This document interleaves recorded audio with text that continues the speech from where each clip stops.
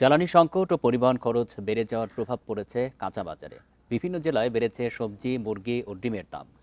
বরিশাল সব ধরনের সবজির দাম কেজিতে 10 থেকে 20 টাকা পর্যন্ত বেড়েছে। ডিমের দামও চড়া। রাজশাহীর বাজারে সবজির পাশাপাশি সব ধরনের মুরগি ও গরুর মাংসের দাম ঊর্ধ্বমুখী। এর মধ্যে কেজিতে 10 টাকা বেড়ে ব্রয়লার মুরগি বিক্রি হচ্ছে 180 টাকা, আর সোনালী মুরগি বিক্রি হচ্ছে 300 টাকা কেজি দরে। এছাড়া কেজিতে 30 টাকা বেড়ে গরুর মাংস বিক্রি হচ্ছে 780 টাকা কেজিতে। খুলনার বাজারে নিত্যপণ্যের দাম নিয়ে রয়েছে নানা অভিযোগ।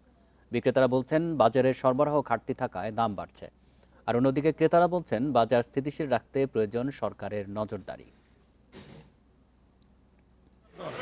আমাদের সাধারণ নিম্নবিত্ত মানুষ যারা, আয়ের সাথে ব্যয়ের কোনো মিল নেই। শুধুমাত্র আলু ছাড়া আর পেঁয়াজ ছাড়া সব জিনিস ধরা ছোঁয়ার বাইরে। এখন একটু মালের সংকট, এই জন্য একটু তরিতরকারির দাম বেশি।